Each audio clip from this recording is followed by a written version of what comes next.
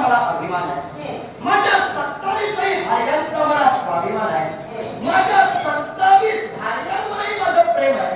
पुन्हा एकदा सांगतो, माझ्या 27 भार्यांवर माझं प्रेम आहे, पण अधिक रुची मला रोहिणीवर आहे. तेव्हा माझ्या 27 भार्या गुणाच्या, माझ्या 27 भार्या सौंदर्यवान आहे. तेव्हा माझ्या 27 भार्या आता तूच नव्हे कोणच पतिधर्म साकारण्यात कमी पडलेले नाही. तेव्हा हे नको तसले विचार मनात आणू नकोस. माझं तुझ्यावरही नितांत प्रेम आहे. हे नको तसले विचार झाले असा त्याचा अर्थ नाही. मी काय म्हणालो, तू नकळत बोलून गेलीस. ऋतिके, आम्ही प्रतिधर्म साकारण्यात कुठं कमी पडलो, तुम्ही कुठेही कमी पडला नाही. तेव्हा हे भलते सत्य विचार करण्यापेक्षा मी अधिकतम रोहिणीलाच सहवास का देतोय हा तुमचा प्रश्न आहे. म्हणून तुम्ही विचारता की आम्ही कुठं प्रतिधर्म साकारण्यात कमी पडलो. अगं तुम्ही कुठेही चुकला नाही, पण माझ्या मनाची अधिक रुची रोहिणीच्याच खऱ्या अर्थानं त्या सदनात आहे. तुम्हा साऱ्या 26 भार्यांवर जरी माझं प्रेम असलं तरी मला अधिक रुची ही रोहिणीवर आहे. कारण प्रेमाला आकार नाही, उकार नाही, रंग नाही. अर्थात तुमच्या साऱ्या भार्यांवर माझं प्रेम निश्चितच आहे, पण अधिक प्रेम रोहिणीवर असल्या कारणानं मी अधिकतम तिच्या सहवासात असतो, मी तिच्या सानिध्यात असतो. तेव्हा मला तरी असं वाटतंय अधिक वाईट वाटून घेण्याची काही गरज नाही. तेव्हा ऋतिके, तुझ्यावरही माझं नितांत प्रेम आहे. लग्न झालेल्या स्त्रीला हा प्रतिधर्म असतो. त्या पद्धतीनं त्या सर्व भार्या पतिधर्म पार पाडतायत. म्हणजे आपण पत्नी असल्या कारणानं त्यांचा जो पतिधर्म तसा लग्न झालेल्या कुठल्याही पुरुषाला देव असतो. त्याचा पतिधर्म म्हणून काहीतरी असेल ना, मग तो जर तुमचा पतिधर्म, मग मला एक सांगा, सर्व बायकांना सुखी करायला हवं हा तुम्ही कधी कधी जाता, काही वेळ देता. यापेक्षा पतिधर्म एकच आहे, सर्व आपल्या बायकांना सुखी करायला हवं हा पतिधर्म आहे. मग जर हे सगळं आहे तर तुमच्या बायका अशा व्यथित मनानं विचार करत का असतात? ऋतिके, रास्त शंका तुझी व्हायला हरकत नाही. माझ्या 26 भार्यांच्या मनात शैल्य आहे, माझ्या 26 भार्यांच्या मनात अगतिकता वेगळी आहे, त्यांची निराशा वेगळी आहे. पण मी तरी काय बोलू शकतो, माझी अधिक रुची त्या रोहिणीवर आहे. तुमच्या 27 भार्यांत माझं अधिक प्रेम माझ्या रोहिणीवर असल्या कारणानं मी तुम्हाला काही टाकलेलं नाही. मी तुमच्यावरही प्रेम करतोय, पण अधिक तिची रुचीवर आहे. मी अधिकतम प्रेम तिच्यावर करतोय. त्या माझ्या रोहिणीला मी माझ्या मनाच्या समाधानात अधिक सहवास देतोय. या तुम्ही कुठे चुकतोय का? हो, चुकता तुम्ही. बोल स्पष्ट करून सांग. म्हणजे पतिधर्म जो काय आहे तो पतिधर्म तुम्ही पायदळी तुडवता कसा? कारण सर्व बायकांना समाधानी करणं हा खरा पतिधर्म आहे. जरूर. मग जर बायका समाधानी नसतील, आपण त्यांना योग्य ती वेळ देऊ नसो, तर खरंच तो अधर्म आहे असं मला वाटतं. विभावरी नगरीचा मी राजकर्ता, जीवनात मला तरी कशाची कमतरता नाही. ज्या दक्ष प्रजापतींनी आपल्या 27 कन्याला बहाल केल्या, त्या 27 भार्या माझ्या 27 राण्या अगदी सुखा समाधानानं नांदतायत, त्यांना कशाची कमतरता नाही. फक्त शैल्य तुमच्या मनात एकच, आपल्या नवऱ्याचा आपल्याला हवा तसा सहवास मिळत नाही, म्हणूनच तुमची उदासीनता. बाकी तुम्हाला काही कमी मी पडू दिलेलं नाही. मग यापूर्वी सुद्धा तुम्हाला जाणीव दिली होती ना, ही फक्त माझीच करता आहे का? मग देवते, तुम्ही सौभाग्यधनी आहात. यापूर्वी सुद्धा तुम्हाला कुणीतरी जाणीव दिली होती? जरूर जाणीव दिली होती. मग तरी म्हणण्यापेक्षा कुणी जाणीव दिली ती मी थेट तुला सांगतो. तुझे पितृदेवता आमचे ससुर दक्ष प्रजापती यांनी. मग दक्ष प्रजापती ज्या ती तुम्हाला जाणीव करून देतात, मग ते चुकीचे आहे का? मी कुठं म्हटलंय? मग ते जर चुकीचे नाही, ते जर बरोबर आहे, तर आम्ही सुद्धा बरोबरच आहोत. मी कुठं म्हणतोय तुम्ही चुकीचा आहात? आणि म्हणूनच मी सांगते, तुम्हाला तेव्हा जाणीव करून देण्याची जर वेळ आली तर निश्चित तुम्ही चुकीचं करता निश्चित होता. ऋतिके, नकळत तू बोलून गेलीस. तुझी पितृदेवता चुकीची नाही. तुम्ही 27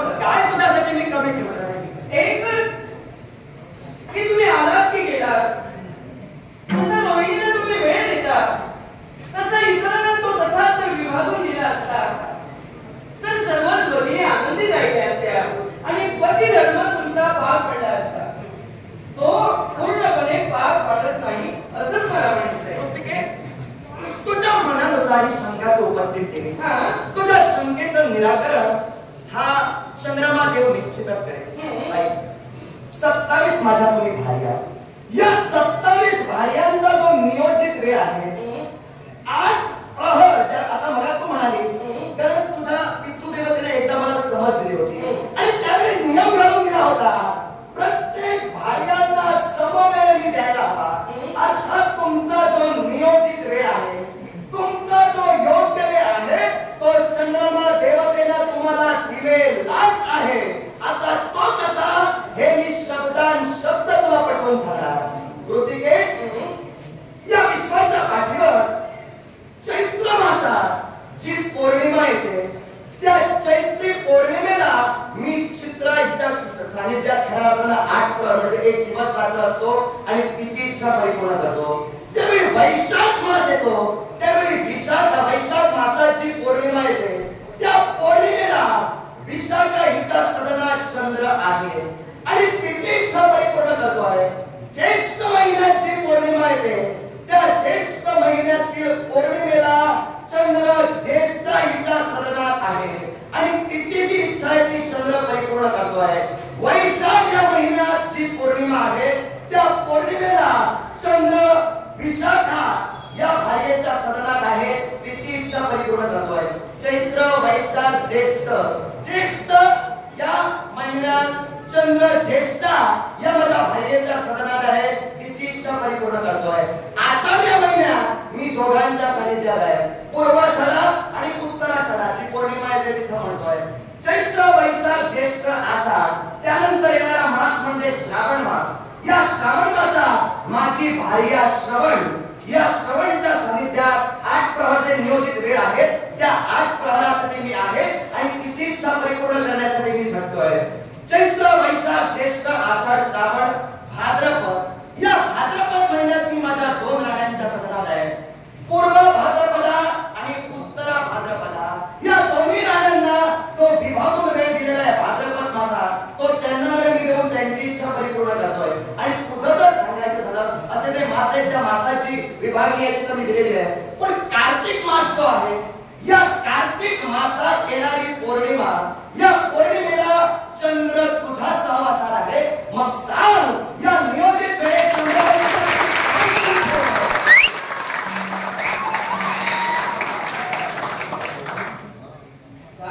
अगदी बोल, मुक्त कंठानं बोल. हे मला माहित होतं. मी काय म्हणाले, तुम्ही त्या पद्धतीने जसं रोहिणीला वेळ देता तसं देत नाही. मला सांगा हो, तुम्ही फक्त पौर्णिमेलाच का बायकांच्या तुझ्या प्रश्नाचं उत्तर देतोय. कृतिके, अरे माझी भार्या हो, कित्येक काळ गेला तुम्ही फक्त पौर्णिमेचा एकच दिवस आम्ही समाधानी राहायचं का? प्रत्येक महिन्याची फक्त 1 दिवस. माझा तोच मुद्दा आहे. कृतिके, माझा तोच मुद्दा आहे तुमच्याजवळ. तुझा मुद्दा वावगाय असं मी कधीही म्हणणार नाही. प्रत्येक स्त्रीला वाटत असतं आपल्या सौभाग्याच्या धन्यानं आपल्याला अधिक वेळ द्यावा, आपल्या इच्छा परिपूर्ण कराव्या. पण माझा वेळ 27 राण्यात वाटला, त्या हाताने सोडूया उगाच वाटलं भांडण तंटा काही उपयोगाचा नाही. कृतिके, या विश्वाच्या पाठीवर माझा जो वेळ आहे तो 27 भार्यात विभागला गेला. 27 भार्यांना वेळ देऊन मला माझ्यासाठी वेळ राखून ठेवायचा आहे. मग त्या वेळात मी कुठं जातो? माझा मी त्या पलीकडे जाऊन मी विश्वात शीतलता प्रदान करणारा विश्वातील एक घटक आहे. मी वनस्पतींचा राजा आहे. तेव्हा वनस्पतींच्या अभ्युदयावर निर्णय घेण्यासाठी माझा वेळ मला राखून ठेवायचा आहे. तेव्हा माझ्या वेळाची जी व्यवस्था आहे ती अगदी पूर्ण व्यस्त आहे. तेव्हा तुम्हाला जो वेळ मी देतोय तोच मी म्हणतोय, अधिक आहे नाही. आणि म्हणून माझा मुद्दा तोच आहे की तुम्ही पती धर्म पाळत नाही. तुम्ही देव आहात पण सर्व बायकांचे पती आहात आणि पतीला मर्यादा आहे. तुमच्या राखून ठेवलेल्या वेळेचं मला सांगू का? 27 सोडून अजून कुठेही जावा तुम्ही. त्याबद्दल माझं देणं घेणं काही नाही. तुम्ही चला, पण पतीनं आपली मर्यादा ओळखायला हवी. हे तुम्ही विश्लेषण सांगितलं. मग पती धर्माचं विश्लेषण सांगा काय आहे. मला सांग, पती धर्म मी कुठं उल्लंघित केला आणि म्हणूनच मी पती धर्मासाठी पात्र नाही असा धडधडीत आरोप तुझ्या सौभाग्याच्या धनावर तू करतेस. हे मीच नाही बाकीच्या करतात. अजूनही माझ्या बाबांजवळ सुद्धा हीच चर्चा की चंद्रदेव पती धर्माचं पालन करत नाही. आमच्या नावाची बरीच चर्चा नुसती चर्चा नाही तर हा आरोप आहे. आणि म्हणूनच ज्या नवऱ्याला पती धर्म पाळता येत नाही तुम्ही हा विभागून दिलेला वेळ सांगितला. पण नवऱ्यानं प्रत्येक आपल्या लग्न किती करावी पण आपल्या पत्नीला समाधानी ठेवायला हवं. तुम्ही जर योग्य वेळी त्या पद्धतीने गेला असता फक्त पौर्णिमेला काही तर या सर्व बायका संतुष्ट असल्या असत्या. स्त्रियांना असं वाटत नाही की आपल्या पतीला आपल्या जवळ फक्त जवळ घेऊनच राहायला हवं. माझं उत्तर तोच आहे आणि हा माझा आरोप आहे. तुम्ही कितीतरी विश्लेषण दिला तरी पती धर्माचं विश्लेषण तुम्ही देऊ शकत नाही, देणार सुद्धा नाही आणि दिला तर त्यात तुम्ही अडकणार. म्हणून मी तुम्हाला सांगते या पती धर्माबद्दल जर तुम्ही बोलायला गेला तर त्या कर्तव्य तुमचं अधूर राहतंय. तेव्हा हे विश्लेषण नकोय. माझा तुमच्यावर एकच आरोप आहे हे सगळं करता ते मला मागे कुणाशी बोलतेस? तुमच्याबरोबर कुणाशी आवाज चढवून कुणाशी बोलतेस? अजूनही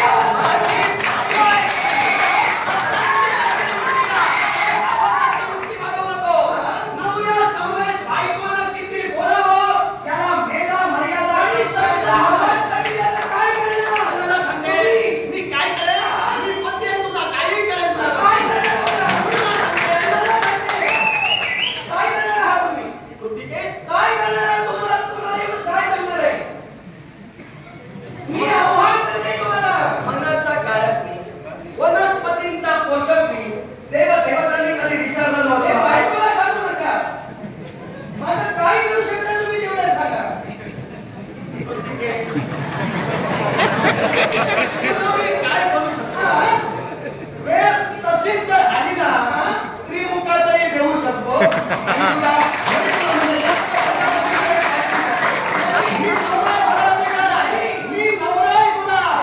माझ्याशी कितपत बोलायला मर्यादा आहे. मी पती धर्म उल्लंघन तू म्हणते मग तुझा पती धर्म तू उल्लंघू नको. तुम्ही हे करू शकत नाही. असा काय? तुम्ही म्हणता की श्रीमुखात देऊ शकत नाही. त्याला बरेच कारण आहे. तेव्हा बोलताना आम्हाला बोलू नका. तुम्ही माझ्या श्रीमुखात देऊ शकत नाही याला कारण सुद्धा आहे. किंवा मी एकच सांगते शब्दांना शब्द वाढायला नको. मी इथं आले जाब विचारण्यासाठी आले आणि मी काही जरी केलं तरी सुद्धा अशीच मी करत राहणार आहे. कृतिके, नकळत तू माझ्या क्रोधाला बळी ठरतेस. रोज नकळत तू माझ्या क्रोधाला बळी ठरतेस. बरोबरच्या शब्दाला शब्दाचं तारण तू करतेस. मी तुझा पती आहे. मग असं असताना पती समवेची वरच्या शब्दाला भाष्य करते. ही माझी पत्नी कृतिका. या क्षणी हा चंद्र तुला शाप देतोय. कृतिके, आज अगदी रागावर क्रोधात झालीस आणि या चंद्राची वरच्या शब्दाला भाष्य केलं. तू झालेस तर उरलेल्या माझ्या 25 भार्या तुझ्याकडे घेऊन उर्वाच्या शब्दाला मला तुम्ही तारण करता. चंद्राचा शाप. तुम्ही आता जेवढ्या क्रोधित झालात, तुम्ही जेवढ्या उग्र झालात, या पलीकडं याच्या पुढं तुम्ही याच्यापेक्षाही उग्र व्हाल. उग्र व्हाल.